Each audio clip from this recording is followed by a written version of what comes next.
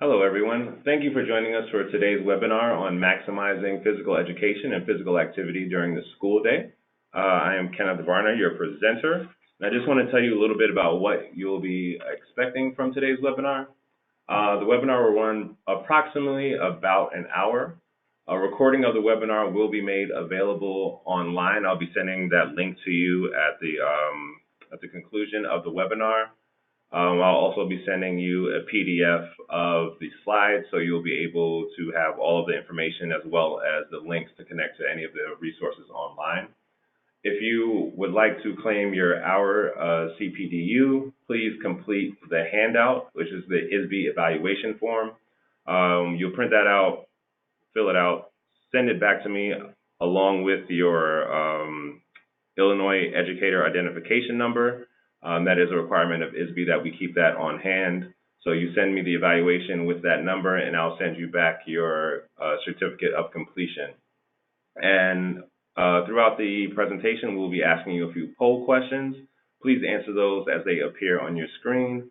And at the end of the survey, there will be an evaluation. It'll take about a minute just for quick questions so you can just see how the webinar was. We would appreciate that. Also, we'll be saving about 10 minutes at the end for questions and answers. If you have any questions, please chime in at any point in time during the questions or chat tab and let us know. You do not have to wait till the end to ask the questions, but we will be addressing them at the end. Again, my name is Kenneth Varner. I'm the Community Engagement Manager with Healthy Schools Campaign. I've been in this position for about 3.5 years, been doing these webinars this is the second year in which we'll be doing it. Before working in this position, I was working as a health coordinator, working at a school on Chicago's South Side. I was the health coordinator, meaning I took students on field trips to get glasses, arranged for the mobile dental van, and did several other health initiatives inside the school, and I was doing that for about 5 years. That is a little about me. Healthy Schools Campaign is a nonprofit organization. We believe that healthy students are better learners and work to create systems where health and wellness is the lens that is looked through when doing any initiatives at the school. And we've been in existence for about 14 years now. We really want to find a way to engage administrators, staff, and teachers and students to help encourage them to be more healthy, to develop lifelong habits that are transformational amongst generations. So when we say healthy school, what do we mean by healthy school? A healthy school is a school that understands the needs of the whole child. They help to provide services such as dental and vision to make sure that children are in a physical condition to be mentally receptive to that day's lesson. It is an environment where good health is the foundation for learning. It consists of adults that understand the connection between health and academic achievement and looks to reach that school's goals by viewing the strategies through the health and wellness lens. For example, good attendance is critical for all schools. If children aren't in the building, then you can't teach them. And health issues are a leading cause of chronic absenteeism. School-based physical activity programs have been shown to improve attendance by increasing school connectedness and by favorably affecting the status of children with asthma. In addition, higher physical fitness achievement is associated with better school attendance rates and fewer disciplinary incidents involving drugs, alcohol, violence, or truancy.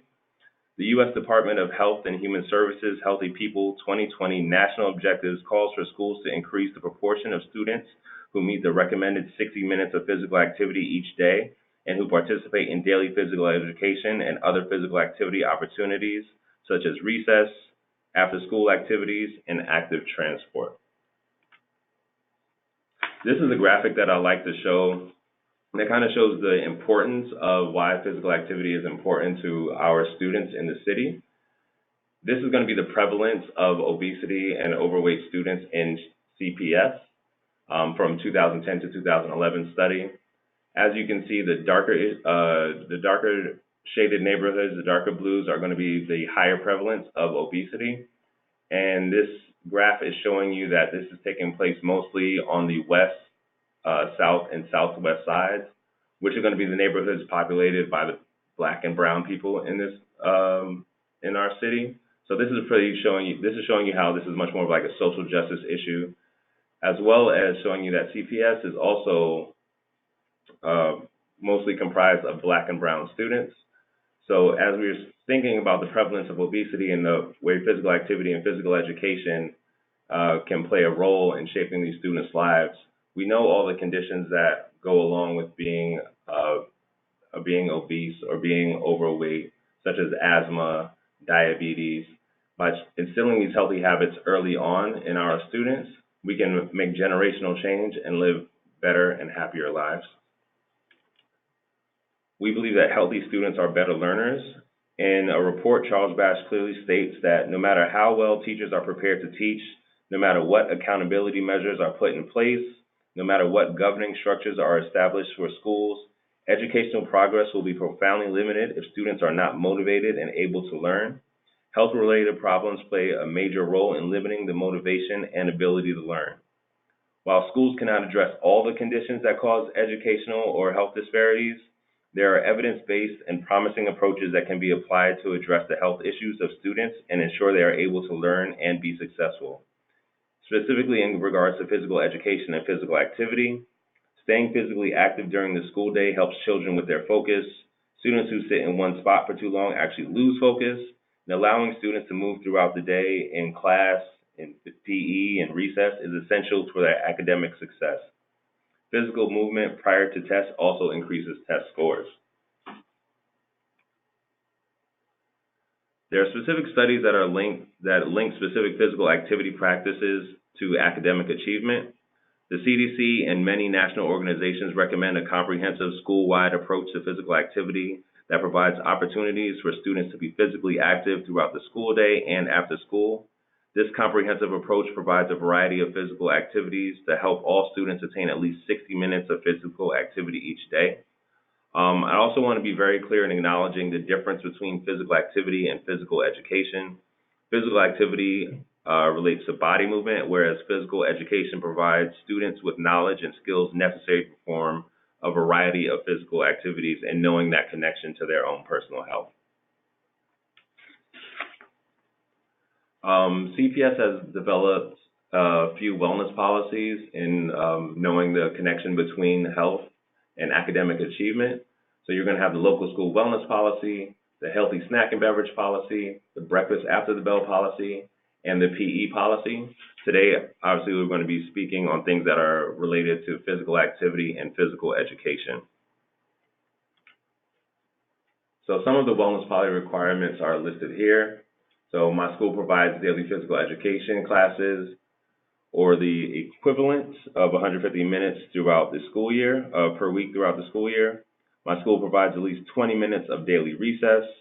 My school allows students, families, and a larger community to use indoor and outdoor space during non-school hours, and students are neither denied nor required to engage in physical activity as a means of punishment. So hopefully thus far I've done a good job explaining why PE and physical activity is important, but what does implementation look like? To learn more about that, we are joined today by Hannah Press, who serves as the Physical Activity Specialist for CPS. Hannah earned a BS in International Health from Georgetown University and an MPH in Physical Activity and Public Health from George Washington University. Hannah has over 5 years of professional experience in planning and implementing youth support by updating district physical activity resources, providing technical assistance and support to teachers and recess staff, and providing new physical activity-related professional development opportunities. And so with no further ado, I present Ms. Hannah Press. All right, thank you so much. Happy to be here. Thanks for having me. So I am going to talk about how to maximize physical activity during the day. I am going to quickly touch on the whole school, whole community, whole child model, as well as the comprehensive school physical activity program framework, and dive into a little bit more of the CPS physical activity policies, touch a little bit more on why is physical activity important, and then dive into some ways that you can create a school environment that encourages movement throughout the day, from classroom activity, recess, and school-wide movement. So what is the Wisc model? The whole school, whole child, whole community, whole child model is a school-wide approach that acknowledges learning, health, and the school as being a part of and a reflection of the community.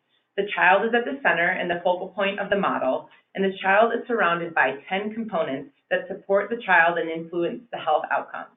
One of these components is physical education and physical activity. Physical activity and physical education and movement throughout the day benefits the whole child. Within the context of the Wisc model, schools can develop, implement, and evaluate a comprehensive school physical activity program.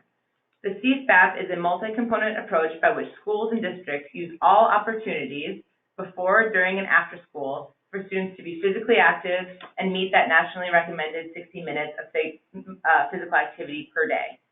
These physical activity programs can help students become confident movers, view physical activity as important and enjoyable, and discover activities that can cultivate lifelong habits of physical activity. The district is using the Wisc model and the CPAP framework to guide our work around health and wellness. In 2012, CPS passed the local school wellness policy that has specific policies around physical activity, including schools must provide daily recess to all K-8 students for a minimum of 20 minutes per day. Schools should provide students with opportunities for physical activity before, during, and after school outside of recess and PE. Physical activity should be integrated into daily movement during core subjects, during math, English, science, and discourages extended periods of sitting. And finally, encouraging physical activity happening outside of the school. As Kenneth mentioned earlier, one of the really important points from our policy is that physical activity cannot be withheld as punishment. So if a student is misbehaving in class, they cannot be kept from recess, or it cannot be given as punishment. If a student is misbehaving out at recess, they can't be told to go run 5 laps. Why is physical activity important? Engagement in physical activity across childhood is key for promoting lifelong health. Physically active children are more likely to have positive health outcomes, including lower healthcare costs, higher annual learning, greater productivity at work, and physically active children are more likely to continue to pass on these healthy habits to their children. The environments where children spend time and the people with who they interact play a critical role in helping children develop these positive habits. So with students spending more than 7 hours a day in school, school is such a critical environment for engaging students in physical activity. The image here is from a study where one group of students sat quietly for 20 minutes and then took a test, and the other group walked for 20 minutes before the test. These brain scans show the average neural activity among the two groups during the test. So the color blue represents lower neural activity, while the color red denotes higher brain activity. As you can see, the brain of the students after walking, the brain on the right, had much more red or lit up or active brains, indicating that the students were more ready to learn. Being physically active has actually been shown to positively alter brain structures that have been associated with learning and memory in children. Therefore, physical activity positively alters the brain, and physical activity is a win-win for students and teachers.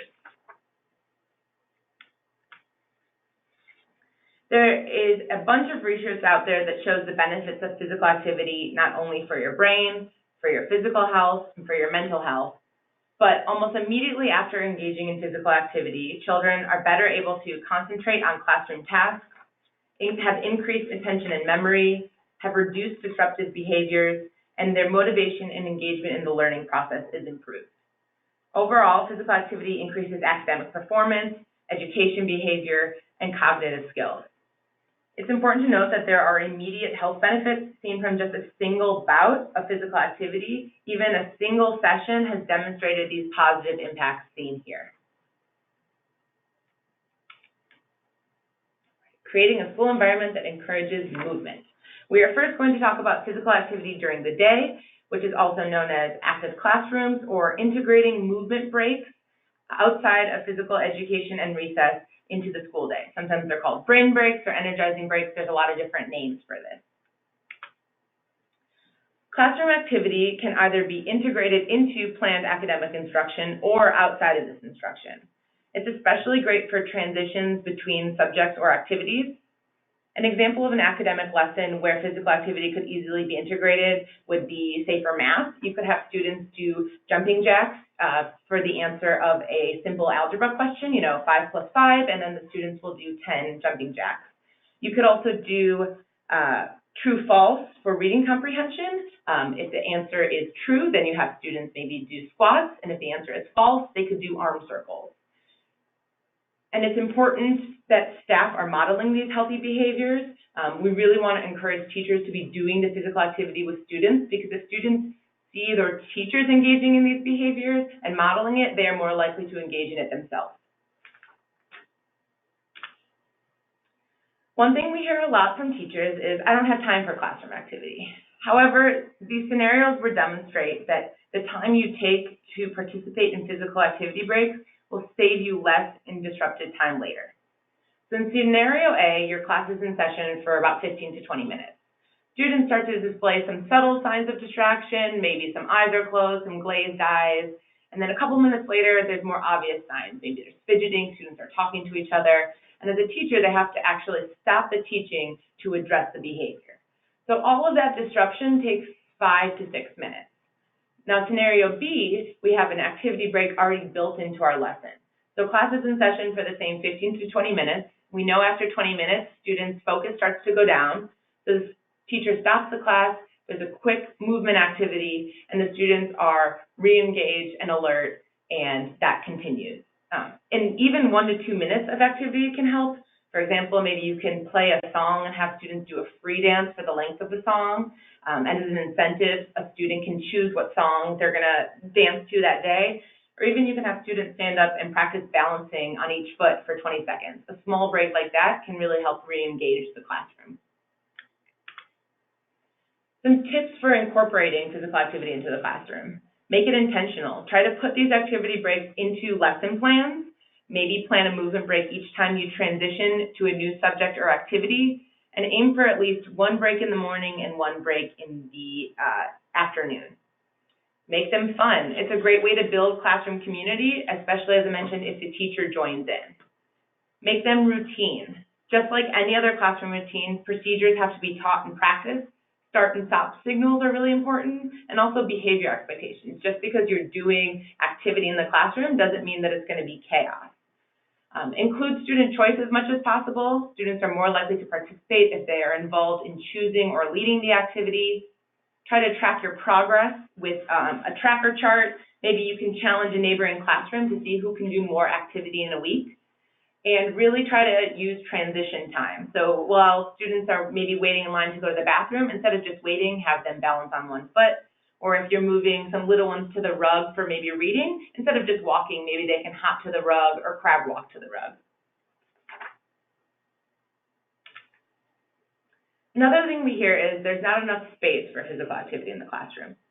All movement should be able to be done in a small space. What I like to do is have students do physical activity right behind their desk. They can push in their chair and create what I like to call an exercise bubble. Make sure that their arms and their activity isn't going to touch any other students, and that they'll be standing on their feet the whole time for the activity. You can see on this slide, there is a picture of how a classroom can be set up that leaves plenty of room for an activity area. You can also modify movements. Instead of arm circles out to the side, you can do arm circles up above you, or maybe instead of jumping jacks, you could have your arms move in a smaller motion. Many teachers comment that classroom activity can create chaos and behavior issues. So here are some behavior management tips for successful classroom activity. Give clear activity directions and set clear safety and behavioral expectations. Demo the activity. It's really important for students to see what you expect of them, especially when it comes to physical activity. Classroom physical activity can also be calming or energizing depending on the activity, so try to use different types of activities depending on what you're trying to get out of your students. A lot of times at the end of a physical activity session, before we transition back into learning, I like to do some type of calming, maybe some yoga, some deep breathing, so that students know that they're going to return to the calm atmosphere of learning. Also, you can include some cues or questions for students to reflect on how the activity made them feel. Maybe before the activity, you can ask for their energy level on a scale of 1 to 5, and then see what that level is after the activity as well. A few action items for classroom teachers that you can take away today. Look at your daily schedule and lesson plans and identify what areas can be supported by movement. As I mentioned, maybe a math lesson or a reading comprehension. Try to create a tracking chart so that students can see how much activity they're doing. Identify a buddy teacher to help you keep on track and share resources. Sign up to be on your wellness team. And at staff meetings, periodically share movement breaks, ideas, and resources to try to get more classrooms in your school engaged in physical activity. Okay, now we are going to discuss recess. So what is high-quality recess? High-quality recess is a non-instructional activity during the school day when students are encouraged to be physically active and engaged during the majority of the period with their peers in activities of their choice, as well as activities that promote social development. So recess should include structured activities like organized games, soccer, or fitness activities, but it cannot be instructional in nature. Instructional in nature would be something like PE that is taught by a teaching professional. So ideally, recess has both these options for structured activities, but also space for free play. Free play is a fundamental component of child's normal growth and development. It's also recommended that recess is held before lunch to encourage students to be more physically active, and then that will actually help them eat more of the nutritious lunch that is offered to them. And recess is the single biggest opportunity to raise the level of physical activity for all children. It offers nearly half of the available opportunity to promote physical activity among kids during the school year. So it's really critical to create as many opportunities as possible for students to be engaged in physical activity during recess.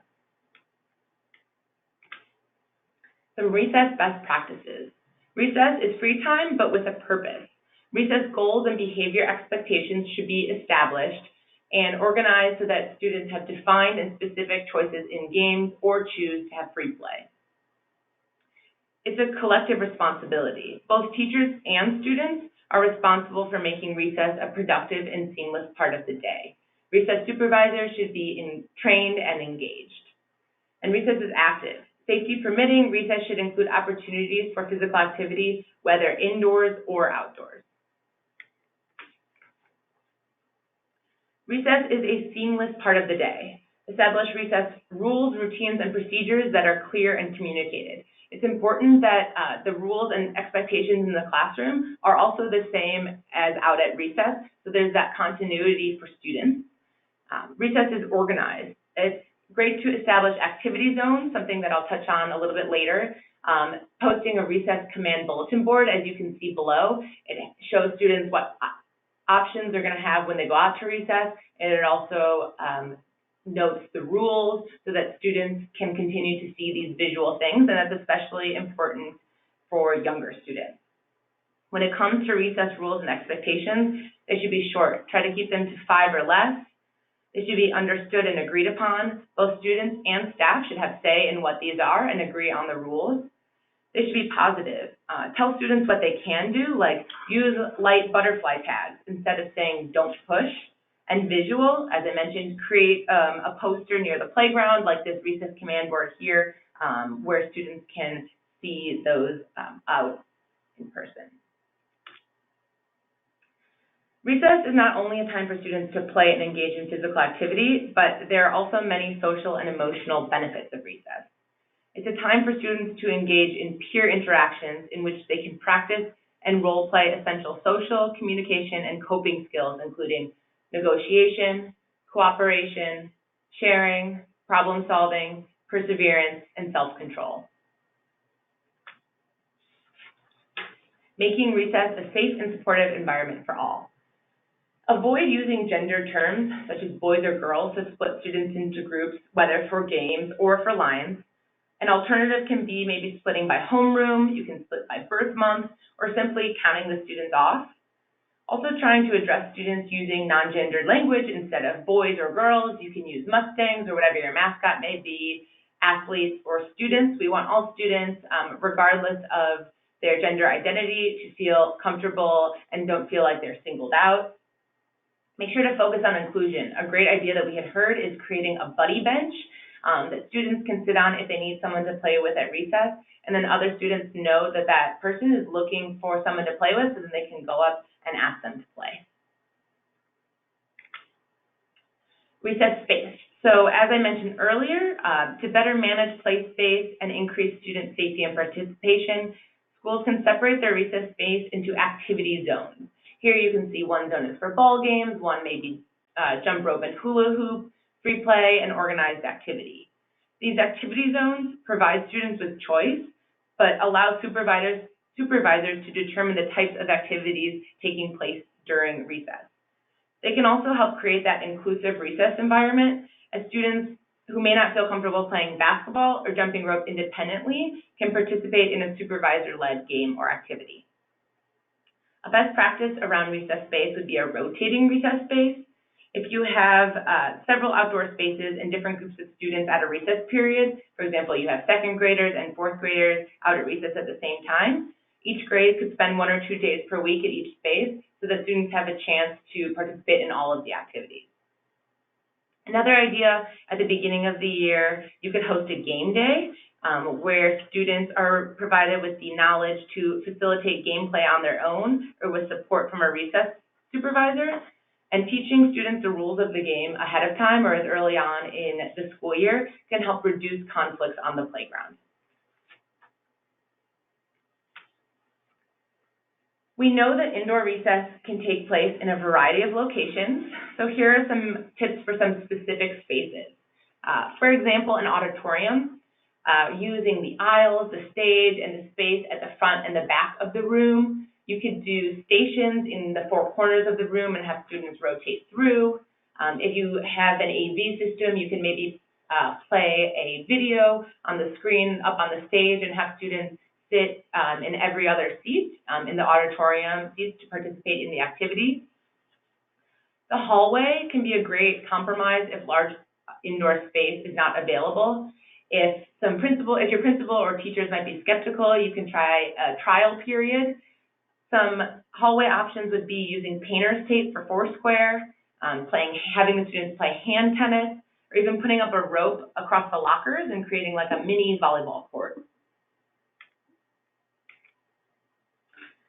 Part of the wellness policy states that recess should not be withheld as punishment. Recess is necessary and foundational for all children.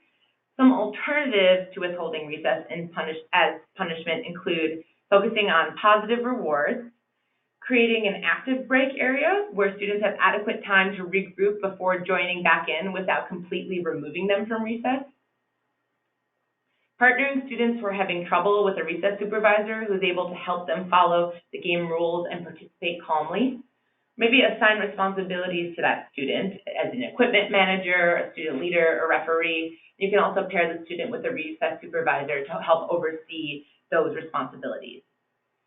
A best practice would be the 3 strikes and you're in. This promotes good behavior and incentivizes students to follow the rules of games played during recess. If a student demonstrates poor behavior or does not follow the rules of a recess game, certain games, usually those that cause the issue, could be off limits for that student. So the student must earn their way back into the games by being recognized for good behavior on 3 separate occasions. Therefore, the 3 strikes and they're in. The key to safety during recess is effective and active supervision. While schools can engage external partners to manage recess, schools can utilize a number of different individuals to manage and actively supervise recess, including paid parent workers, college interns, parent and community volunteers. Schools can also utilize current staff members as their schedules allow, such as paraprofessionals, classroom assistants or teaching assistants, school aides, security personnel, or teachers, provided that their contractual obligations and other teaching duties are met. I wanted to walk through some recess frequently asked questions. Is recess mandatory? Yes. All elementary and middle schools are required to provide students with at least 20 minutes of daily recess. Does recess count as PE? No. Recess is non-instructional time, and those 20 minutes of daily recess do not count towards the 150 minutes required of PE per week. How many supervisors should there be? There's no official guidance, but it's recommended to have at least one supervisor per classroom. When should it be scheduled? As I mentioned, recess should be scheduled before lunch. When should recess be indoors versus outdoors? We have created some CPS weather guidelines that I'm going to go over in the next slide for specific instructions on when it should be held indoors versus outdoors. Students at our school just want to socialize with friends during recess. How do I promote an active recess? We like to encourage those students participate in walk and talks where they walk around the field while talking to friends. And we encourage those students to count their laps, and classrooms or groups of students can compete to achieve the most laps walked. My school has students walk the track for recess when they've misbehaved. Is this still considered recess? As we touched on earlier, physical activity cannot be given as punishment. So I would recommend some of those alternatives to withholding, to using physical activity as punishment. Here are the outdoor physical activity weather guidelines. For cold weather, if it is above 32 degrees with or without wind chill, recess should be held outdoors. If it's between 15 and 32, principal discretion, and lower than 15, it should be indoors. Ideally, we want recess to be taking place outdoors because it allows children to get fresh air and give them more activity options than most indoor spaces. And we also have warm weather guidelines, so if it's above 95, it should be indoors. I just want to make a quick note on the with or without wind chill. A great example is if the straight temperature reading is 10 degrees, or if it's 20 degrees with the wind chill of 10 degrees, recess should be held indoors. With or without wind chill means how cold it feels. Here are a couple of resources around recess. There are some game options as well as some information around playground design. These will be available to you after the webinar. Last but not least, I want to talk about some school-wide physical activity options. The first 10 to 15 minutes of the day are an excellent time to engage in movement as a whole school community. Movement first thing in the morning prepares the mind and body for learning and sets the tone for an active day. Ways that you could start morning movement program at your school would be having a teacher, a school staff member, even a student calling out fitness routines during the morning announcement. That can just be a couple of minutes, but it gets everybody in the school active for those first couple of minutes of the day. You can provide students that arrive early a space for physical activity by providing equipment on the blacktop, in the gym, or even in the cafeteria. This can be like a morning open gym or an extra morning recess period. It may not work for morning announcements. What you could do is maybe send an exercise video to teachers that they can play in their classroom the first part of the day. Another great option are school-wide physical activity challenges. It's a preset physical activity goal that classrooms are working on at the same time for a set period of time. A great example of this would be a winter workout challenge, where you could track the most minutes of classroom activity happening for maybe, say, the month of December. And the prize could be extra recess or PE, or maybe even a dress town day if your administrators allow that. If you do this kind of school-wide physical activity challenge, I would recommend creating a bulletin board or using some wall space to show progress and that all the classrooms can kind of see how they're doing throughout the challenge. Finally, CPS advocates active transportation, walking, and biking as a way to promote student wellness. Why should students walk or bike to school? It's a fun and inexpensive way to travel to and from school. It's a great way to incorporate physical activity into everyday lives. It also reduces street congestion, traffic density, air quality is better around schools with more walkers and bikers, and overall, it creates a safer environment for students to travel to and from school.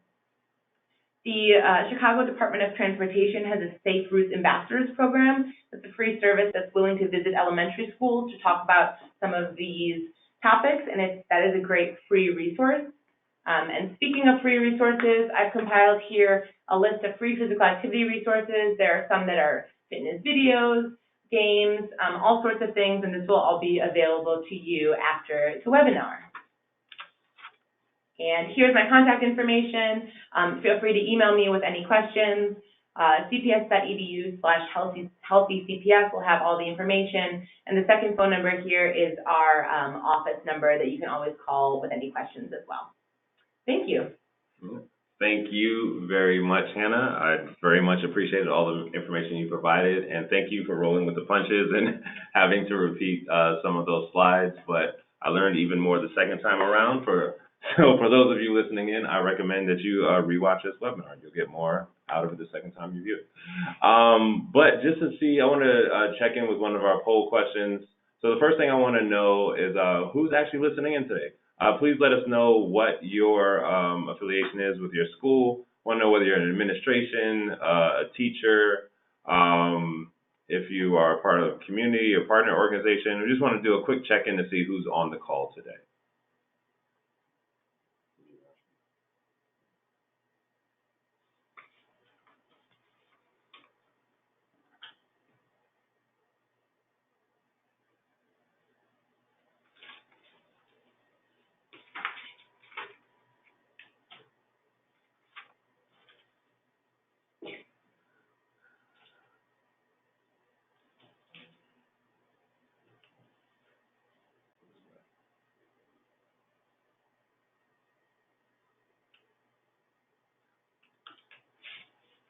All right, so thank you very much for participating. We're going to go ahead and close that poll now.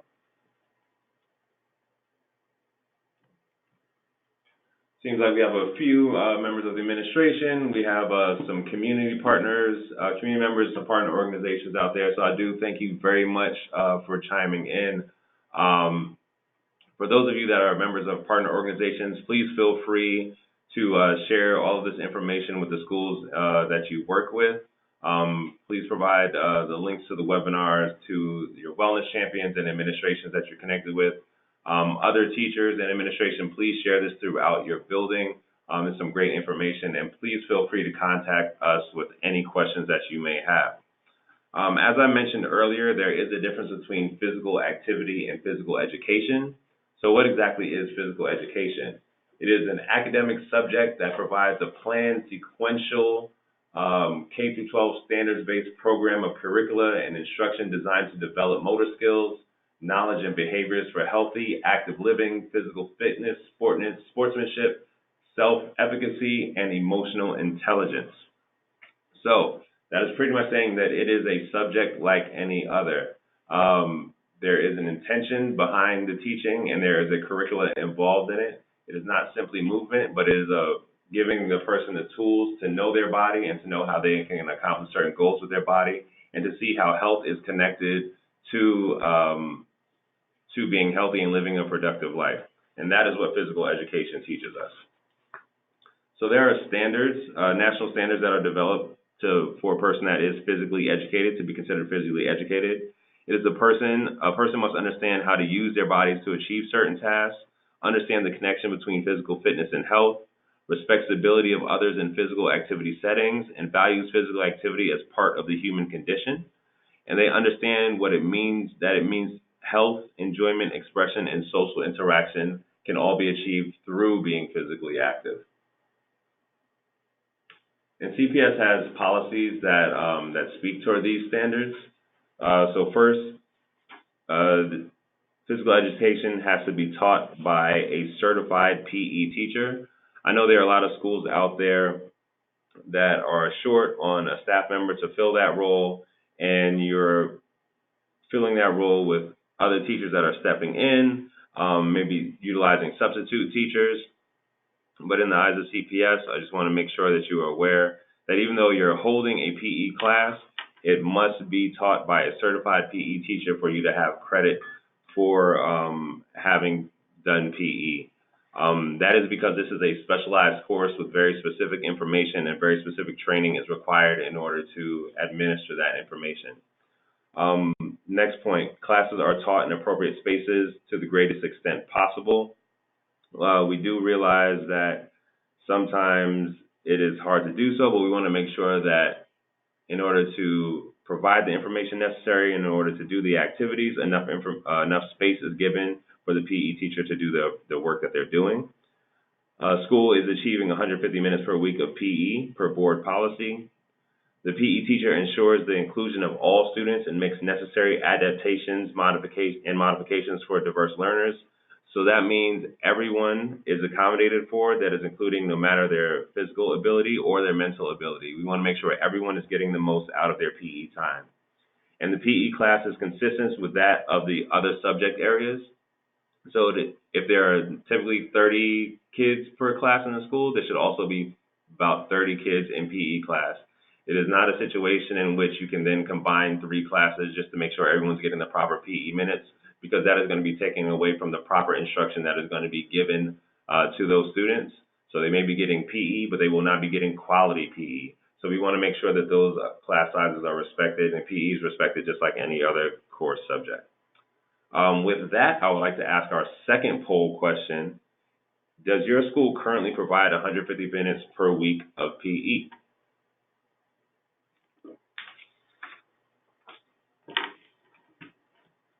So just take a quick second to answer that question. And we do realize that it is difficult to do the 150 minutes. I know a lot of schools are struggling with that. We're going to talk more about that in just a second. All right, thank you. We're going to go ahead and close that poll now. It seems like most of you are able to achieve the 150 minutes, and that is awesome. Some of you are not sure. I would recommend checking in with your PE teacher or the administration in your school building to see exactly what that schedule looks like. And please do advocate for the 150 minutes. It is a requirement in the district. What does that 150 minutes look like? It is 90 minutes of PE can be taught per week, and the other 60 minutes can be health education.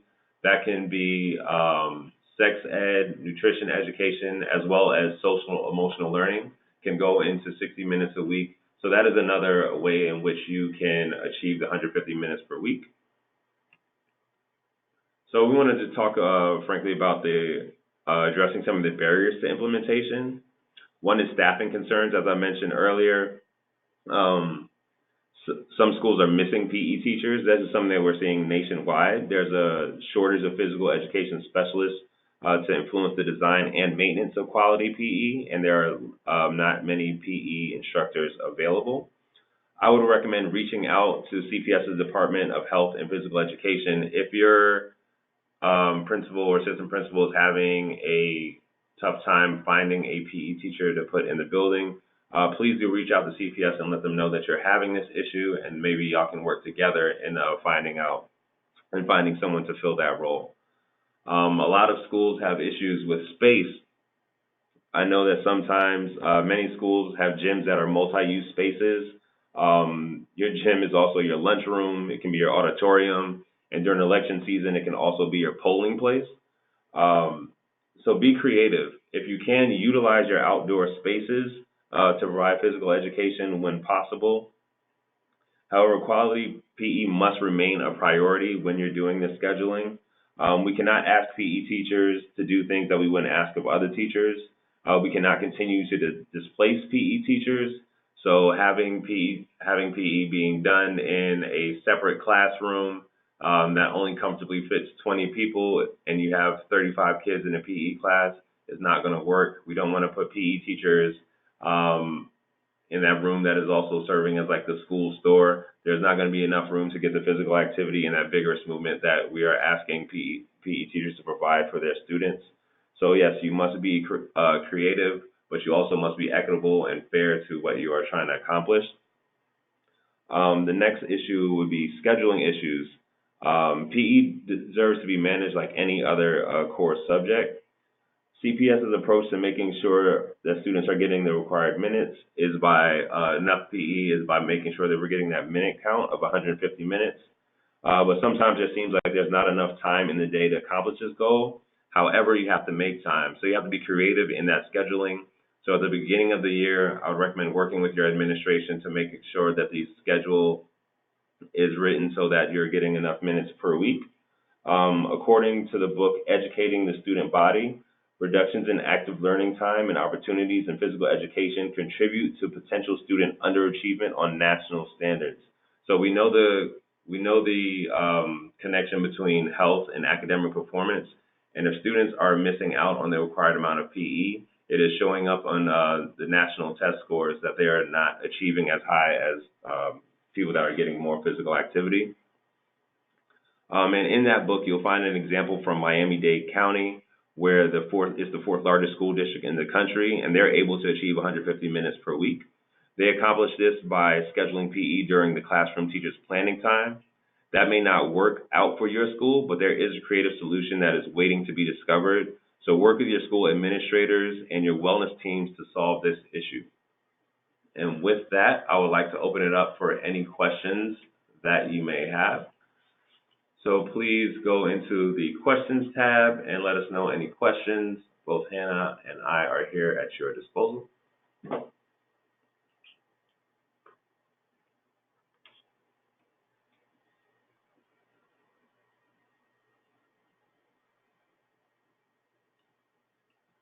All right, for our first question, this is going to be for Hannah.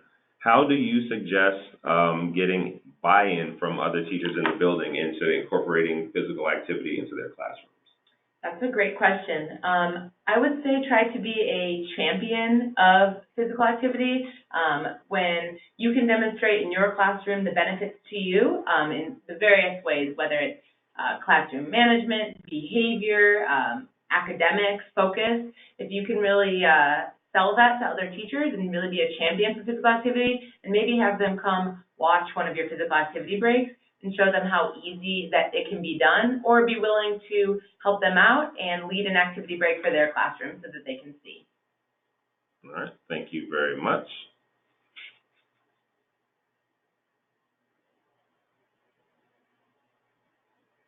So I have a question here is when reaching out to CPS, which department should you reach out to for acquiring a PE teacher? I have that website right in part of the resource of this page, so you'll see that a little bit later in the presentation. That would be the Department of Health and Physical Education. If you are a wellness champion, I believe you can reach out to them, but the administration, your principal or assistant principals, should reach out to them as well, so you'll be able to solve that issue, hopefully. All right, in the interest of time, we're going to move on. I just wanted to let you know about this opportunity. Is Active Classrooms Week, which is going to be on December 3rd through the 13th. To raise awareness of the importance of active classrooms, Active Classrooms Week aims to shine a spotlight on teachers and schools who incorporate physical activity into learning. From December 9th through the 13th, educators are encouraged to participate in Active Classrooms Week by showcasing ways they integrate physical activity into their classrooms and highlight the positive impact movement has on students. This is a great way to encourage teachers who don't generally incorporate movement into classroom learning and to give it a try. Wellness champions, this could be a great initiative that you lead in your school. Also, here is a resource. Earlier in this calendar year, so at the end of last school year, we had a guest speaker from CPS, Yara Santalan, who spoke about some of the specifics of PE and how that can be, how quality PE can be improved in your school building. So I would recommend going to our website and viewing that webinar. I have posted it here, so this will connect you directly to the YouTube so you can view it. If you have any questions about that, please do contact me. And also here we have more resources. If you need any Healthy CPS resources, you need to access the Healthy CPS checklist, the PE policies. These links will be able to take you to that. We have the CIWP toolkit, so you can incorporate health and wellness into your goals for the school. We have some tips for alternatives to denying physical activity, as Hannah spoke about earlier. And then we also have our Fit to Learn resource page, which gives you some great ideas of incorporating physical activity into your lesson plans. Here I provided a partner list. These are going to be some community partners that are already vetted by CPS that work with physical activity and PE so that you can help meet those standards in your school by reaching out to some of these organizations. They're definitely here to help. And yes, please do stay connected. If you have any questions, please reach out to me. I am Kenneth at healthyschoolscampaign.org. And here is the email address for the Department of Health and Physical Education. If you have any questions about PE, please reach out to them. Any questions about physical activity, please reach out to our guest, Hannah.